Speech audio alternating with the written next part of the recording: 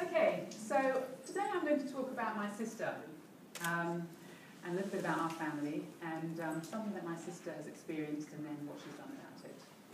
So it's a story about how a woman, with the absolute support of her partner and her family and friends, has, through her experience, developed a really innovative visual arts charitable organisation that engages with social care services to support people with severe intellectual disabilities. Along the way, through this journey, what she's done has enriched the lives of hundreds of other people, including disabled people themselves, their parents, their friends, society and the wider community. It's a story of love, unconditional love. It's a story of grief and sadness. It's a story of creativity and art. And it's the story of the power of hope and the power of the human spirit. So, here's a picture of our family. We're a very, very normal middle-class family. Grew up in England. 3 daughters, now all in our 50s. We've all had some adventures along the way, and yes, I did ride on a Harley Davidson with my bikini on and no helmet. Don't tell my mum. I travelled the world. I had some adventures. I went to college occasionally, did all the naughty things you do, and landed in education, and here I am today. My sister Elizabeth, highly competitive woman, more competitive than me. She went to the Architectural Association in London, got a scholarship there, went and became an architect, one of the top 50 architectural practices in England with her partner, doing really, really well. What did Kate do? Well, Kate, after several years of being a very, very rebellious teenager, went to art school and met the love of her life, got married, had children, stayed in Hastings. So this picture here is a picture of my sister Elizabeth, her 2 children, my 2 children, me, Kate's 2 children, and Kate. And this is the story, however, of Kate. So Kate and her partner have 2 adult children.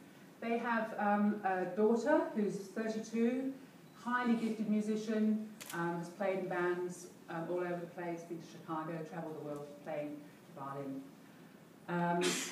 She also has Paul, who is severely intellectually disabled.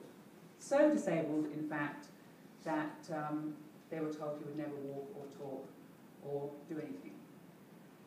So this is the story of my sister Kate, her son Paul, her husband, their family, and their experience, and how Paul has changed the lives of so many people through his existence. It's the story of actually what else Kate did. Oh, I just need to show you this picture. This is a picture of Paul and his sister, and that shows the amount of love that's in that family.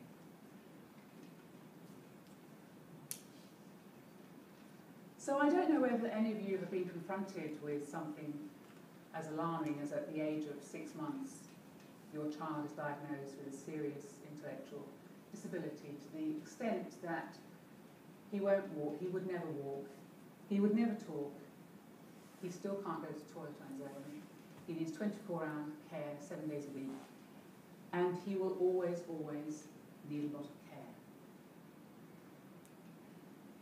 Kate wanted to be an artist, and then Paul came along, and as Kate said it, I got sidetracked. Now, interestingly, there's a lot of shared sisterly attributes that some of you in this room may know about in regards to myself, but I can assure you my sisters have the same attributes, probably more so than me. So we are very determined, very strong. We don't give up easily. We confront things head on. We're optimistic, driven. We can be very, very annoying at times. We're very loving and extremely organised, and it's probably just as well. So, grief. You're told your child is going to need care for the rest of their lives. So what Kate did though, however, was she decided to do something about it. And so her and her husband started researching. They looked into every way possible they could make Paul's life into something that would be better than what the doctors had predicted. So for years and years in his young life, they started off by doing all sorts of things like patterning, which you can do for children with cerebral palsy, where most babies learn to crawl just automatically. With some children, there's a school of thought that says if you help the child to learn how to crawl, that will help their brain patterns change slightly, and so you can maybe adjust the way they live. And so they did this with Paul. They had teams of people volunteering to help Paul do exercises every day. They taught him to walk. It took them 4 or 5 years to teach him to walk. They taught him how to feed himself. They taught him how to drink out of a cup. Paul has become someone who can say 4 or 5 words. He says them very loudly and yells them out, and they're quite interesting when you hear them. But he can say a few words. He loves his family, and he loves other people, and when he sees them, his face lights up, and he says, "Hello!" like this. And it's quite alarming when you're in Sainsbury's. So what happened to Kate was, yes, she had years and years of grief, and you never get over having a severely disabled child. But at the age of 24, she was confronted with having to manage how to make the best out of this situation. And so she learned planning, she learned project management, she learned dealing with people, she learned dealing with social services. She learned about how to survive with this child, and with her husband and with her daughter, and how to make it work. And she enabled herself to maintain her sanity and her family's sanity in the dark days, and there were many, many dark days.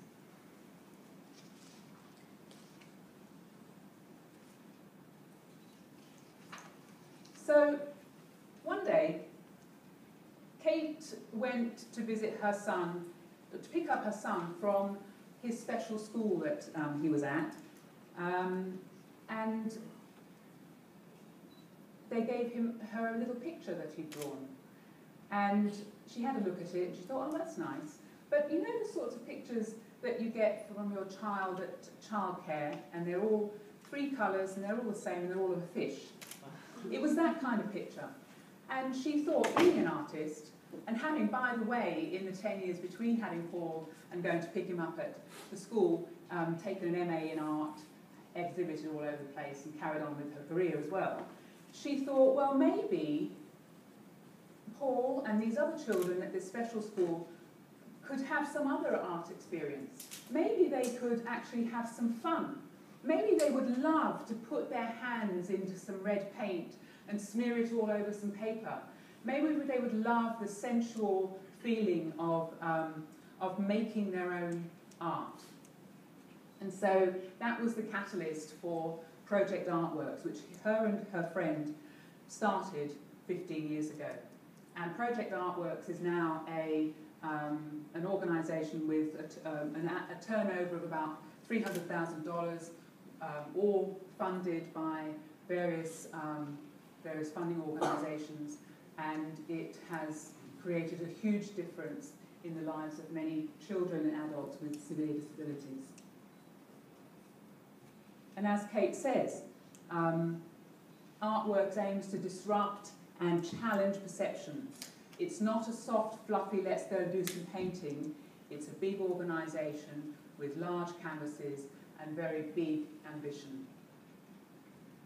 And it's about opening the doors of perception to the wider community about disability, and about the fact that if you see a noisy person on the train who can't move their arms properly and can't get on the train properly and has to sit being held by their parent, that you don't laugh at them, you don't make fun of these people, that you treat someone with a little bit of humility and humanity. So Project Artworks was born. And Project Artworks, what they started off by doing was they went to Paul's school first, And they said to the school people, well, let's get some art going. And so they said, yes, okay, and they asked the parents' permission. And what they did, the very first thing that they did, was they brought big flat boxes, like frameworks that they made out of wood, and they put warm sand in it. And some of the more disabled children, people who can't walk and really were very spastic in the way their arms moved and things, they laid them down gently in the sand, and they moved around in the sand. And then they got the children out, and the children were laughing at this. And they got them out, and then they took a cast of their shadow that they made in the sand. And then they placed the casts on the walls around the school. And they also got children to get their hands in great big bits of paint, and they got them to smear them over massive, great bits of paper, and that was their art. And the children were laughing. And then they hung these up on the wall around the school. And when parents came to see this exhibition of their children's art, the parents just stood there and cried. Many of them, and they said, I didn't know my child could do this. No one's ever done this before. And so suddenly there was a realization that perhaps Kate and her friend and Artworks could do something else here. So they started doing more. They started working with many, many schools, and they've had exhibitions all over the country at schools, and they've got permanent exhibitions at homes and schools of disabled children, where the parents can say, my son did this, my daughter did this, my son or daughter can't speak, they're not toilet trained, no one will give them a voice, but they created this art. So it's very, very powerful. Now, some of you, or some people, may think, well, what's the point of all this? They're disabled. How is this going to help anybody? Does it really matter? Why should we bother? Well, Kate didn't think like that. And so over the years, what they've done is they've spent 15 years doing research, and they disseminate information all over the country. They go to talks, they give lectures about how you can enrich someone's life by looking at them in a different way and enabling them to do something slightly different. And so the first thing that Artworks does is research and dissemination and spreading the word. The next thing one of the things that they've done recently is, because they are an art organisation, they are artists, they have taken this idea of collaboration and inclusiveness to art galleries around England.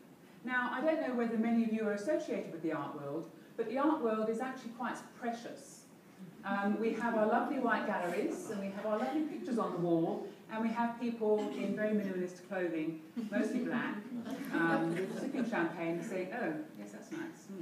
Well, then came Artworks. So what happened with Artworks was they did some arrangements with various galleries, and they had one with the Milton's Keynes Gallery in the middle of England, where they invited a school or a home for adults, disabled adults, to come along and create art in this art gallery with the curators. The curators had to join in. And so what it was carers, disabled people, and art curators all together in a space, learning how art could connect them all. And it was a very, very powerful experience. And so they did it a few other times. And they did it at, the latest one was at the Foundation of Creative Technology in Liverpool. And Kate did that last year. And she said the most challenging thing was, apart from 57 disabled people, 30 carers and 40 art curator people, was the confrontational thing of having someone that's so disabled that they make weird noises and look funny with a black dressed art curator. And she said that for some people it was so confronting that they basically just stood in the middle of the room crying. They'd never had something so confronting in their lives as someone so disabled. And when you look around the world, where are our intellectually disabled people? Do you see them walking down the street? You don't. Now, just going back to Paul for a moment, in Hastings, where I come from and where my sister still lives, you definitely see Paul. Paul is everywhere in Hastings. Paul walks down the street. I won't demonstrate it, but he's very funny. He walks down the street and he yells and he makes a noise, and his carers are with him, or his mother or his father, and they walk along the seafront, or they'll go along to the South Downs, or they walk for miles and miles and miles, because he loves walking. And so Paul makes a big impact on the town he lives in. There's not many other disabled people you see in that town, though. So a lot of parents find it very difficult to face the reactions of the general public to a disabled person, an intellectually disabled person, because it is quite confronting. And so many parents try to protect their children by keeping them at home and not letting the world laugh at them, which I can quite understand. The other thing that Artworks does is that it's done a few projects. The first thing is the centre-based projects, where they've had paintings and artworks within the centres. Then they do art breaks. Art breaks is where, for many intellectually disabled children or adults living at home, the only respite that their parents have is when they can go to a respite care centre somewhere for a weekend. And so Artworks has created respite art sessions, and so kids can come along and do stuff and get down and dirty with red paint and have fun, and their parents join in as well. And so it's a different type of respite care, and that's been very, very successful. One of the things that they're most proud of, however, is the Personal Profiles Project. So what happens when a child leaves the age of childhood and becomes an adult, when they've got severe intellectual disability? They're no longer at school, so they're no longer protected by the whole school system, and they become an adult. And so then they go into adult care, and they have an adult care plan. And what happens is that there's a report that's written, and it's a very clinical report. So the report about Paul was severe, all about his severe disability, all about what care he needed, his strange way of walking, just about the cold, hard facts of this intellectually disabled individual. What it didn't say was that when the sky is clear and the stars are out, Paul likes to stand outside and say hello to the stars. What they didn't say was that he loves aeroplanes, and so they take him around the country and he to the air shows, and he loves to see the red arrows looming across, and he yells at them. What they didn't say was how much he loves his Uncle Graham, and when Uncle Graham walks in the room, he says, "Graham!" He only says 5 words, remember? What they didn't say was that he loves sitting under a tree in the rain and having the raindrops fall on his head. So Kate thought, well, this isn't good enough, as an Adams woman would say. And so she said, well, let's make some videos of these children. So she started a project with 12 children where they did this transition video, and they invited carers, parents, friends, the child themselves to participate in this video. And what happened was a completely new picture of the child that had never been seen by perhaps the parent or perhaps the carer. And the impact this has had on the transition of these childs to adulthood has been quite profound, and to such an extent that they've now got more funding to do it for another 36 students. And one of the things that Kate really would like to do is to extend this or have this happen for every disabled child with severe intellectual disabilities to be able to use as their portfolio of who this person really is. Okay? So the other thing that they do, which is fantastic, is they do Tuesday studios and they do mentoring studios. So they have these studio programs where people, obviously not as severely disabled as Paul, but people who have a little bit more capability can come along and express themselves through art. And it's been so successful that some of these people have actually exhibited their art and they sell their art. they've become artists. They're no longer intellectually disabled adults, they are artists. And their families are so amazed and impressed by this that it's changed that person's life, and it's changed their family's life as well, because suddenly this person is considered as something else and someone with value in the world. And some of them have very, very funny, very funny characteristics, which I'll tell you about in a minute. I'll tell you about them now. So, Jonathan Rogers. Jonathan Rogers is the person that did the drawing at the beginning, that first slide with those lovely colours in. Jonathan Rogers is 47 years old. He is very, very quiet. He can't talk, but he makes these amazing, lovely pictures and abstract pictures. And they're all quite characters, these people. So Jonathan has slowly started talking, but he will only talk through a long cardboard tube. And he whispers his words, but if you listen at the end of the long cardboard tube, you can hear what he says.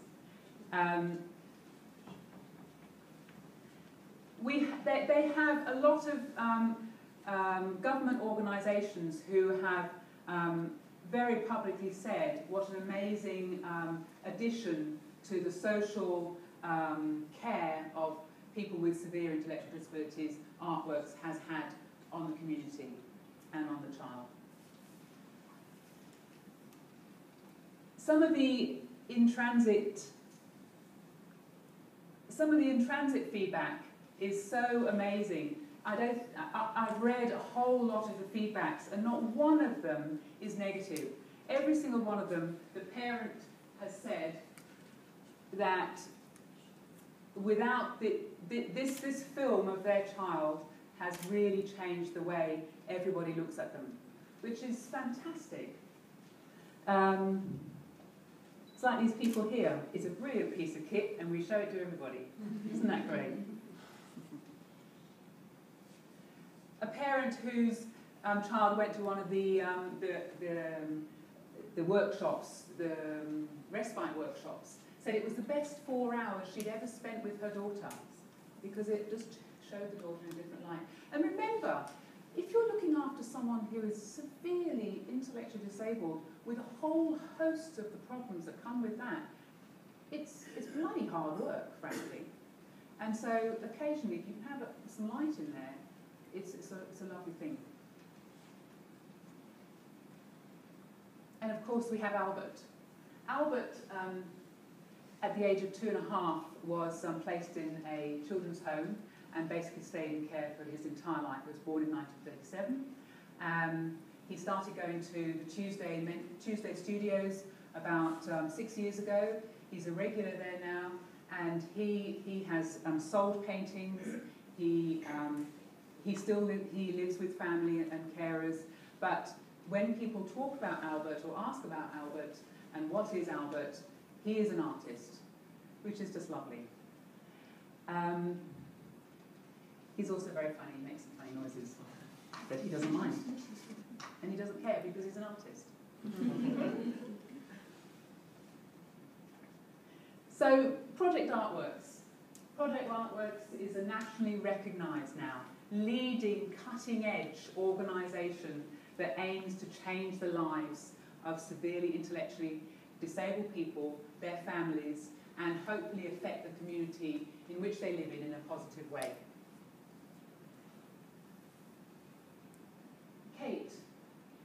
Kate's an artist, she's my sister, she's a mother, she's a daughter, she's a wife, and she's a mother of 4. She's also got an MBE. She got that last year for significant services to the community. Remember that Kate and Tony still have Paul. He's still very, very disabled. They have a beautiful daughter, but between them they have to somehow work out the biggest fear you have for a child who is intellectually disabled, who is basically a child in an alien world, is what happens when I die. So they spend a lot of their time making sure that Paul will have a secure future. And it takes a lot of energy and a lot of love to do that.